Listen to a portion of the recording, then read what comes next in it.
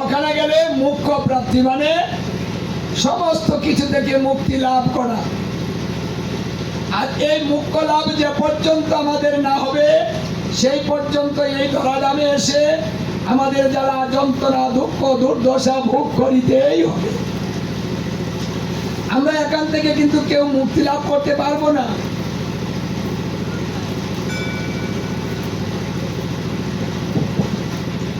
এই জন্য ভাগবতের যে শিব চতুর্দশী ব্রত, এটার মাহাত্ম্য কিন্তু অনেক বেশি। যখন গীতা এই ভাগবতের শুকদেব গোস্বামী যখন সুখ পাখিরুকে তিনি পৃথিবীতে আসতে চেয়েছিলেন, সেই দিনও শিব চতুর্দশী ব্রত ছিল, মানে শিবরাত্রি ছিল। তিনি কৈলাসে ছিলেন। আর সেই দিন দেবী পার্বতী আর মহাদেব ব্রত বৃক্ষের নিচে সারা রাত্র বসে কথা বলতেছিলেন। দেখুন, তারা কিন্তু রাত্র জাগরণ করেছে। এই চতুর্দশীতে কিন্তু ওই মহাদেব আর পার্বতী সারা রাত জাগরণ করেছে। এই শিব চতুর্দশী মানে চতুর্দশীর দিনেই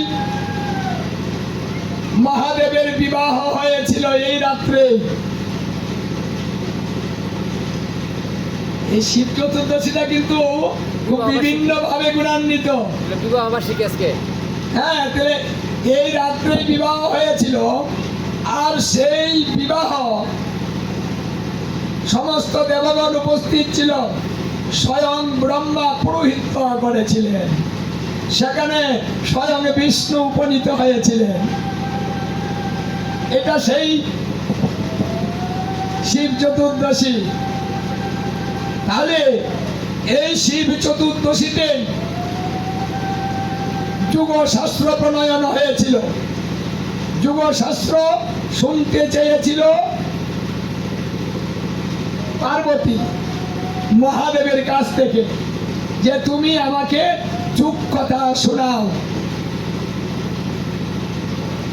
প্রতিদিন বলতেন যে তুমি আমাকে শোনাও শোনাও, কিন্তু মহাদেব শোনাতেন না, বলতেন না কথাটা, আর এড়িয়ে যেতেন।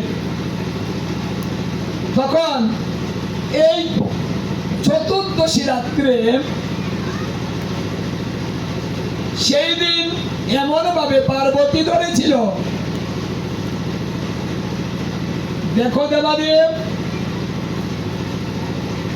তুমি আমাকে অনেক গুড়িয়েছ, অনেক বলেছ, বলবে বলবে বলবে, কিন্তু তুমি বলো না। আজকে আর তোমাকে আমি ছাড়বো না, বলতেই হবে।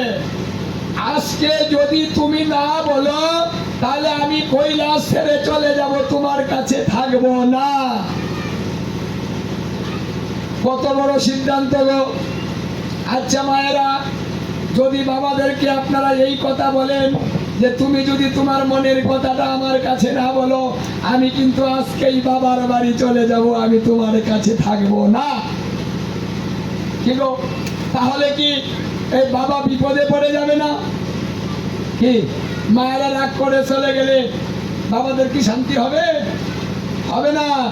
দেবাদিদেব মহাদেব তো জ্ঞানী, তিনি সর্বজ্ঞানী। তিনি জানেন স্ত্রীকে খুশি রাখার সমস্ত দায়িত্ব স্বামীর, দিয়ে না দিয়ে যে কোনো ভাবে খুশি রাখতে হবে।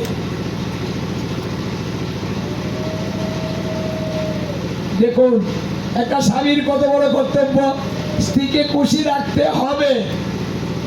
স্ত্রী চাইতেই পারে, বলতেই পারে, স্বামীকে সহ্য করতে হবে। কারণ স্ত্রী যত পাপ করে সমস্ত পাপ স্বামীর উপরে পড়ে।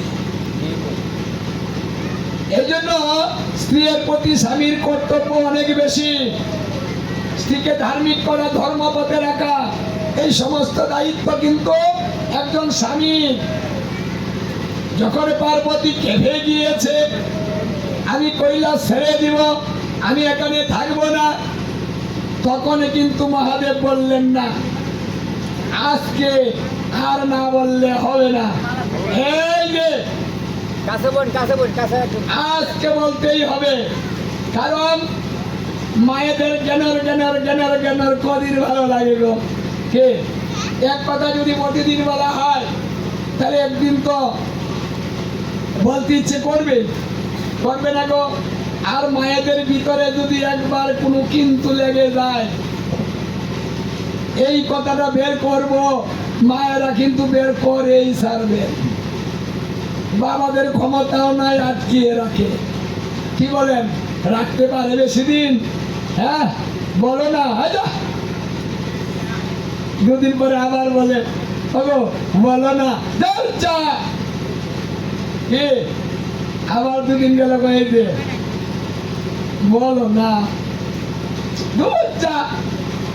ঝালে অবশ্য করলো। এই শুনে কি বলে একটু বলো না, কি মানে এইভাবে জ্ঞানের মায়েরা কিন্তু করে। মানে আপনারা করেন না? করেন মিশা কথা?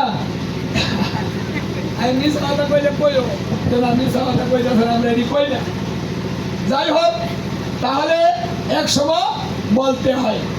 তাই মহাদেব বললেন, ঠিক আছে, তুমি যখন মানবেই না, তাহলে আমি আজকে বলে দেই, এই চতুর্দশী সেই রাত্রটাও, এই চতুর্দশী রাত্র ছিল। মহাদেব বলবেন, স্বীকার করলেন। পার্বতীর মনটা আনন্দে ভরে গেল, আজকে আমি সেই গোপন কথাটা শুনতে পারবো। হর পার্বতীর সংবাদ দেখো, মাঝে মাঝে ওটা ওই যে পঞ্জিকার মধ্যেও কিছু কিছু আছে। এই জন্য তাহলে কি করতে হবে বলছে, একটা শর্ত দিতে হবে। শর্তটা কি গো? রাত্রের বেলায় কথা তো, হ্যাঁ, মানে ঘুমানোর সম্ভাবনা থাকে না গো। কি সারা রাত যদি আপনি কথা শুনতে চান, তাহলে সারা রাত কি শুনতে পারবেন? আলস্য আসবে না, ঘুমে ধরবে না, ধরে না, ধরে। তাহলে মহাদেব বলছে, মহাদেবের ধরে না, মানে মহাদেব তো সমস্ত কিছুর ঊর্ধ্বে, উনার তো ঘুম ধরে না। কিন্তু উনি জানেন যে পার্বতীর ঘুমে ধরবে, এই জন্য সাবধানটা করে দিলেন। আচ্ছা আমি কথা বলবো, আর আমার কথার মধ্যে তোমাকে সায় দিতে হবে। কি সায় গো? মানে কথার পিছনে হু হু, মানে একটু সায় দিয়ে যাও, আমি শুনছি। হ্যাঁ বোঝা গেল যে আমি শুনছি। তুমি কিন্তু হু হু করবে, আমি বলবো। তুমি যদি হু না করো, আমি কিন্তু বলাটা বন্ধ করে দিব। পার্বতী রাজি হয়ে গেলেন, গোপন কথাটা শুনতে হবে, তাই সহজে রাজি হয়ে বললেন, ঠিক আছে, আমি হু করেই যাব। এই জন্য কেউ যদি কথা বলে, আমাদের হু না বললে ভালো লাগে না। একা একা কথা বলুন না, হু যদি না করে, কথা বলতে ইচ্ছেই করে না, ভালোই লাগে না, তাই না? তাহলে মহাদেব এবার ধ্যানে মগ্ন হলেন। ভোলানাথ তো অন্য কিছু ভুলে গেলেন, ভুলে গিয়ে যে কথাটা বলতে হবে যুগ কথা, সেই যুগ কথাটাই শুরু করলেন। পার্বতী, তাহলে আমি কিন্তু শুরু করলাম। যুগ কথা কি? যুগশাস্ত্র। যুগশাস্ত্রটা কি?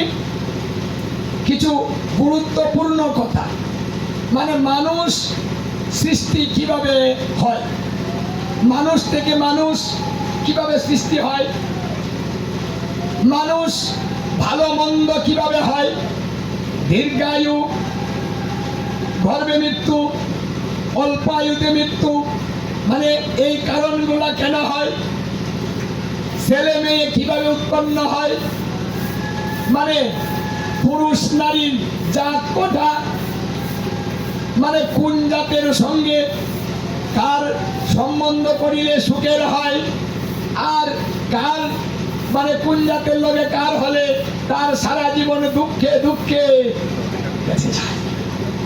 এবং অল্প দিনে স্বামী মারা যায়। হচ্ছে না এগুলা? এগুলা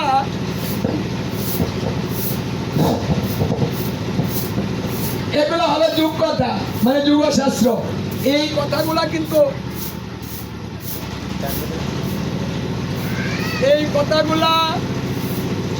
মহাদেব পার্বতীর কাছে বলছেন। এই কথাটা তো খুব গুরুত্বপূর্ণ কথা, মানে দামি কথা, গুরুত্বপূর্ণ কথা, কিন্তু সবার কাছে বলা